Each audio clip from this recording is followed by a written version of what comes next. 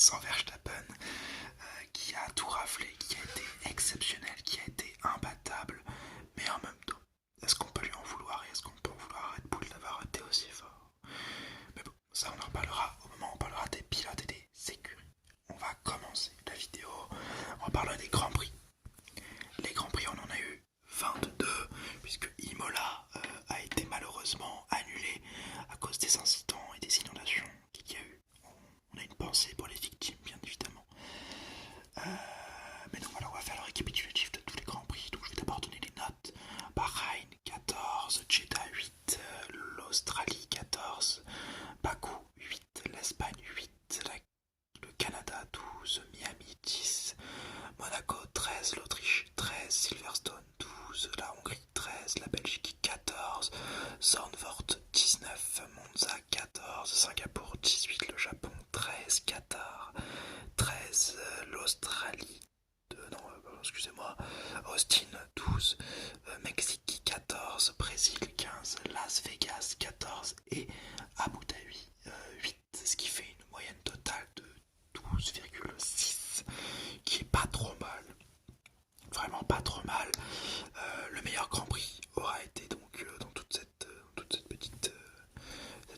ce petit amas de Grand Prix, ça aurait été Zandvoort, suivi de Singapour, et en troisième position, ça aurait été le Brésil. Et les pires Grands Prix, bon, il n'y a pas de pires Grands Prix parce qu'ils sont tous à 8.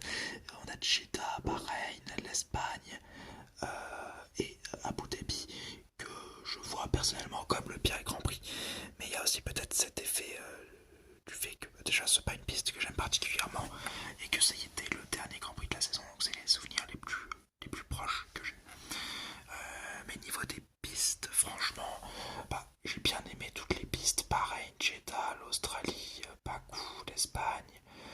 Peut-être que l'Espagne sonne trop. De toute façon, vous connaissez mon avis sur l'Espagne. C'est un circuit un petit peu ennuyant, mais qui peut donner des bonnes courses de temps en temps. Donc bon. Et même c'est pour la tournée européenne, donc je suis pas trop contre. Canada, c'était cool. Miami, je n'ai pas forcément aimé, mais bon, c'est pas grave. Monaco, c'est historique. Autriche, Silverstone, Hongrie, Belgique, Zandvoort. J'adore Zandvoort, je suis très content. C'est une très belle découverte depuis 3 ans maintenant. Très très content. Monza, bien évidemment, Singapour, Qatar, Austin, Mexique, Brésil, Las Vegas et Abu Dhabi. Ouais, tous les grands prix sont intéressants en fait.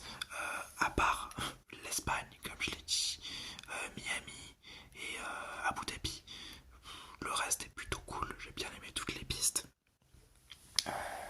Bon, bien sûr, il y a toujours des petits couacs. Hein. Las Vegas a été une super découverte malgré l'accident avec les bouches d'égout.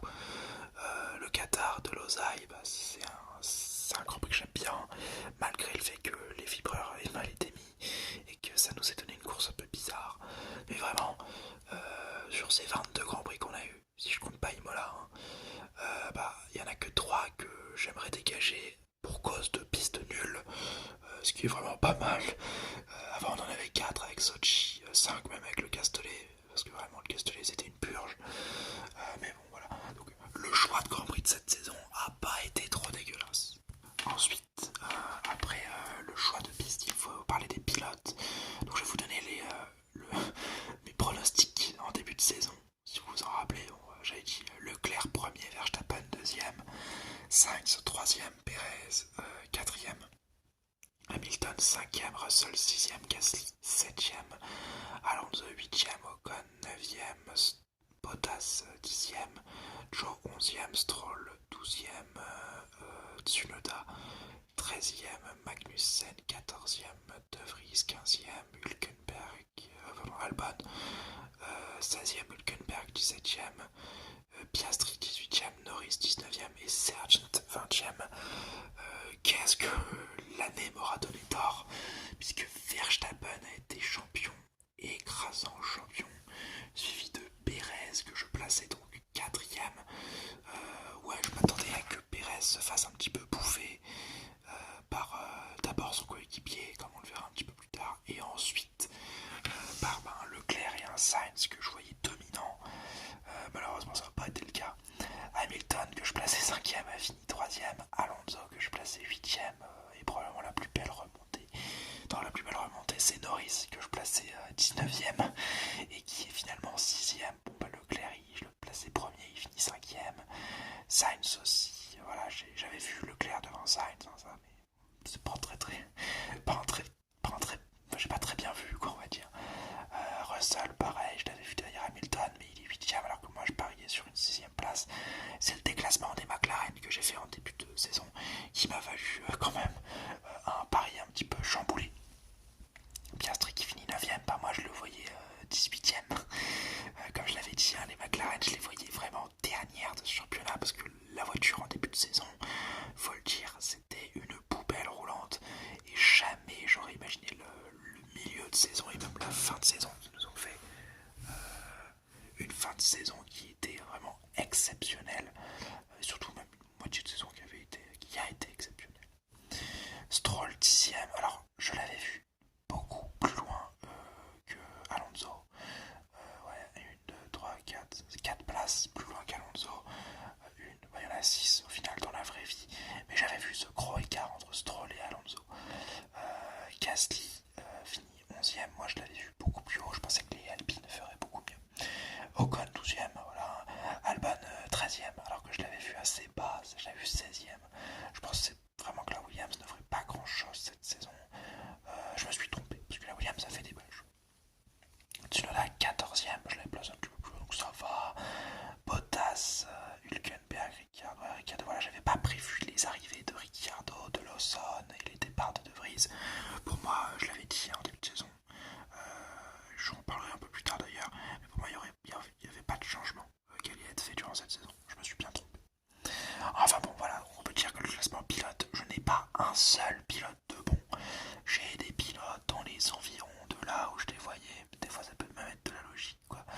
Je n'ai pas un bon résultat. Est-ce que c'est bon pour vous? Et on continue sur une équipe qui ne gagne pas, puisque, bah, pareil, pour mes paris constructeurs, moi j'avais vu Ferrari premier, Red Bull deuxième, Mercedes troisième, Alpine quatrième, Aston cinquième, Alfa Romeo sixième, AlphaTauri 7ème, As 8ème, Williams 9ème et McLaren 10ème. À part Aston Martin, que j'ai bon en 5ème, rien n'est bon.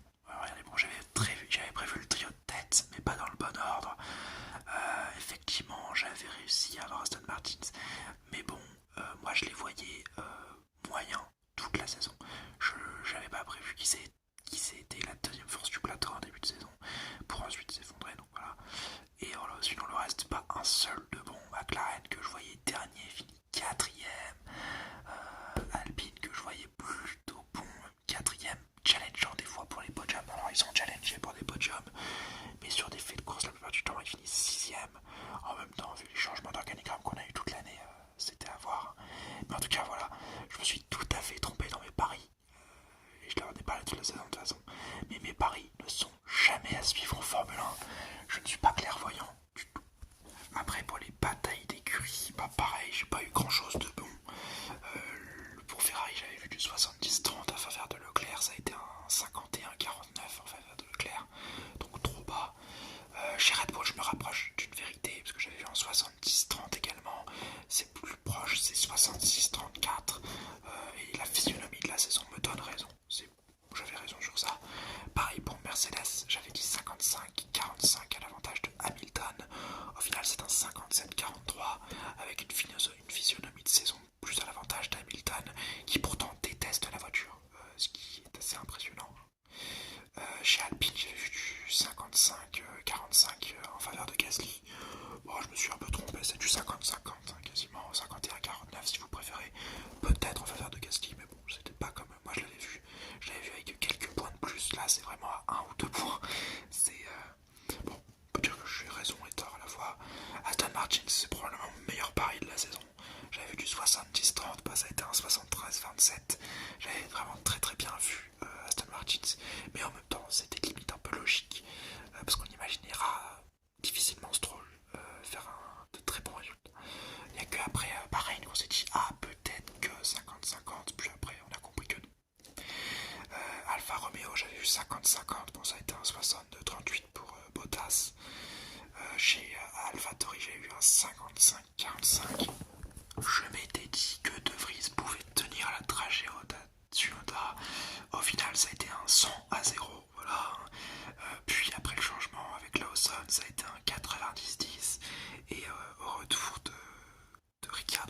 73-27, à chaque fois à l'avantage de Tsunoda. Au final, c'est du 65-35, mais voilà, Tsunoda m'a totalement déjoué mon pronostic. Enfin, Magnussen et Hülkenberg, j'ai vu 65-35 pour Magnussen. Au final, c'est du 25-75 pour Hülkenberg. Donc, je suis totalement trompé. Pour Williams, j'avais vu un petit écart pas trop gros, mais pour moi, c'est que j'ai grappillé des petits points. Alors qu'au final, ils ont cherché la 8ème, enfin, pardon, la 7ème place au championnat. Moi, je les voyais 9ème avec des petits 1 ou 2 points. Et au final, ça fait 95 à 5 points en faveur de Albon. Donc, je me suis bien trompé. Et pour Piastri Norris, moi, j'avais dit 50-50. Pour moi, Piastri allait être un rookie exceptionnel. Je me suis pas trompé. Mais malheureusement, la marche était trop haute et Norris lui inflige un 33 à 67. Donc, voilà. Même au niveau des pilotes, je crois qu'il n'y a que Aston Martin qui est réellement dans les clous. Sinon, c'est vraiment proche pour certains et des fois, c'est tout à fait décalé. Et enfin, on va parler des objectifs de la saison. Moi, j'avais dit que le plus beau Grand Prix, ce serait l'Autriche. Au final, c'est le Grand Prix de Zandvoort qui était magnifique. Euh, je je l'ai dit aussi un peu plus tôt, hein, mais pour moi, le plus chiant, ça allait être Abu Dhabi. Ça aussi, je l'avais bien prédit. Surprise. Bien, surprise en bien, Piastri et Alonso. J'avais dit que Piastri allait être une grosse surprise. Ça, je suis plutôt content. Alonso, c'est Aston Martin en général, mais vraiment Alonso, oui, c'était une surprise que j'aurais eu du mal à calculer. Stroll a déçu par contre, un peu comme Perez, les deux plus grosses déceptions de la saison pour moi, en plus de De Vries, mais qui n'a pas duré très longtemps, donc je peux pas vraiment appeler ça une déception. De Vries, bah oui, lui il est bien parti, hein, comme je l'ai dit tout à l'heure. Je pensais qu'on n'aurait aucun départ cette année en Formule 1, et bah on a eu deux départs, un pour s'être fait virer, le deuxième pour fin d'intérim, ce qui est plutôt marrant. Et voilà, on peut aussi le dire maintenant, pour la saison prochaine, le line-up de la saison prochaine, même si je ferai une saison sur les line-up de la saison prochaine, j'ai bien l'impression qu'on est parti pour la même grille que comme on a terminé la saison. Le mec le plus en danger, j'aurais tendance à dire que c'est Perez, parce que des résultats vraiment pas bons du tout, de l'inconstance et pas d'incisivité, et surtout que l'an prochain, je crois que Red Bull revient avec un concept totalement différent de cette saison. Si ils sont proches des Ferrari et des Mercedes, ils auront besoin d'un numéro 2 qui n'a pas été Perez cette saison. Et donc j'imagine qu'ils chercheront un bon numéro 2 pour la saison prochaine. Et enfin, donc on va parler des pilotes en général. Donc Piastri, Rookie of the Years, ça c'est une évidence. Moi j'ai mis un petit all-time peut-être avec un point d'interrogation. Peut-être que c'est un des rookies of all-time. Comme j'en avais parlé plus tôt dans la saison, Hamilton prétend très fortement rookie of all-time. En même temps, Hamilton est l'un des goats de ce sport. Peut-être que Villeneuve aussi prétend au rookie of all-time. Pas Farina, arrêtez avec Farina. Les gens qui parlent de Farina en rookie of all time, Farina il roulait en Formule 1, ce qui n'était pas encore la Formule 1 depuis les années 46-47. Même en avant-guerre, il roulait déjà un peu. C'était pas un rookie Farina. Là, quand on parle d'Hamilton, de Villeneuve, de Piastri, c'est des vrais rookies qui découvrent la catégorie Formule 1. Voilà, c'est comme ça. McLaren m'a donné tort et c'est vraiment très très faible de dire ça. C'est pas tort qu'ils m'ont donné, mais ils m'ont remis tout en question. Une saison de folie chez McLaren, vraiment exceptionnelle. Je pense un des plus jolis comebacks d'une écurie de l'histoire de la Formule. Red Bull, une saison de patron, bah oui, je crois 200 à 300 points devant le deuxième. Imbattable, un Verstappen imbattable, un tandem en fait, un tandem Red Bull Verstappen incroyable, indétrônable et qui restera à jamais dans l'histoire, c'est une évidence. Ferrari ont bien remonté, un début de saison un petit peu complexe et une fin de saison vraiment à partir du Qatar, c'était vraiment Ferrari pouvait venir te claquer des jolis, même pas à partir du Qatar, à partir de Monza en fait, parce que Monza, Sainz fait la pole. Voilà, à partir de Monza, Ferrari était dangereux et ce sur quasiment toutes les derniers Grands Prix. Donc saison pour les Rouges qui peut-être qui montrent les premiers résultats de la méthode Vasseur qui, je l'espère, sera présente l'an prochain et on pourra la voir l'an prochain. Enfin, Aston Martin, la surprise du début d'année avec le GOAT Alonso, j'utilise beaucoup le mot GOAT. Vraiment, Alonso c'est un pilote exceptionnel. Je vous ferai de toute façon un pilote en 5 minutes sur Alonso. Je vous ferai avant ça, parce que ça va prendre beaucoup de temps avant qu'on arrive à Alonso. Hein. Mais je vais vous faire une petite vidéo pour vous parler d'Alonso et d'à quel point je trouve que ce mec est exceptionnel. Peut-être que je ferai une vidéo sur les débats du GOAT et donc j'en parlerai à ce moment-là. Mais vraiment, Alonso a été exceptionnel cette saison.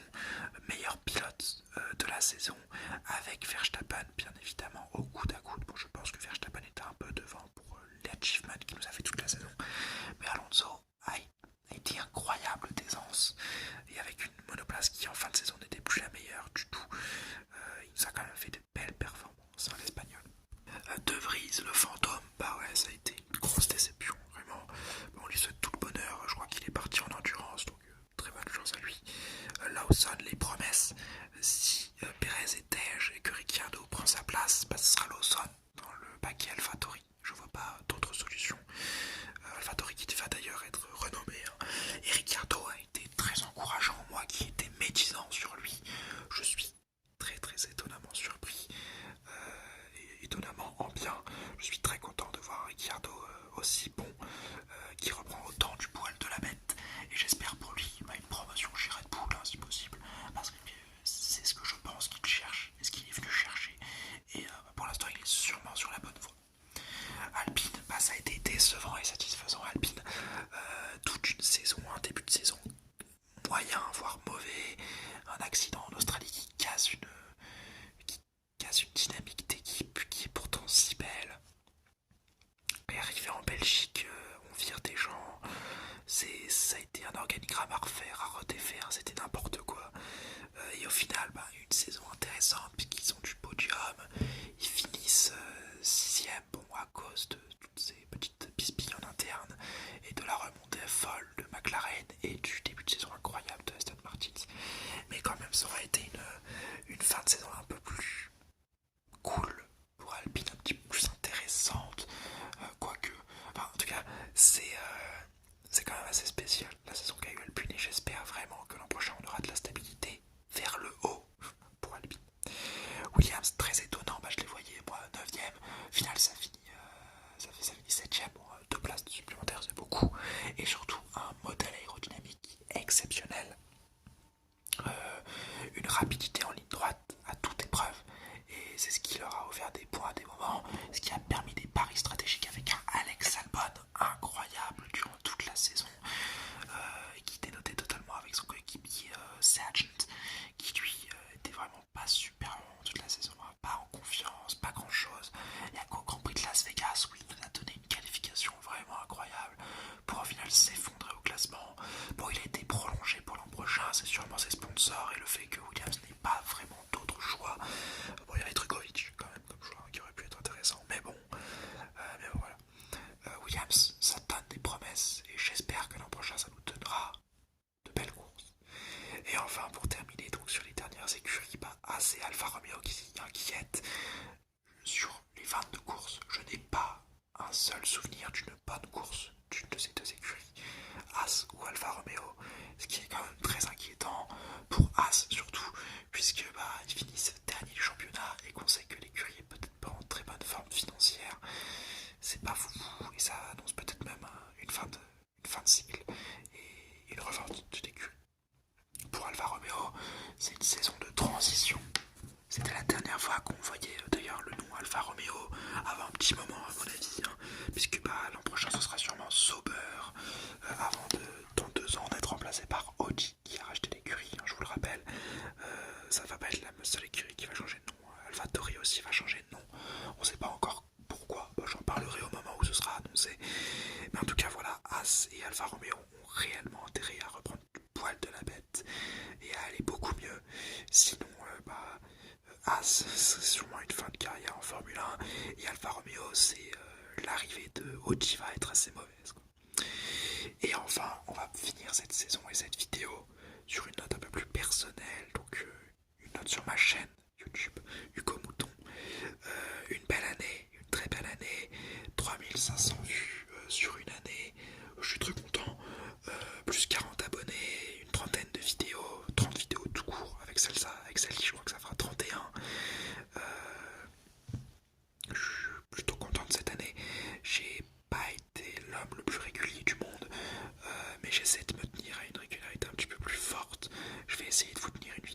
semaine jusqu'à la début de la saison prochaine. Je suis très content de faire ces vidéos, moi ça me fait très plaisir et voilà, je veux vraiment continuer à vous détendre, à vous parler de Formule 1, ce qui est mon sport préféré, avec le foot et l'escrime. Mais bon, ça on en parlera peut-être un jour quand je ferai une FAQ.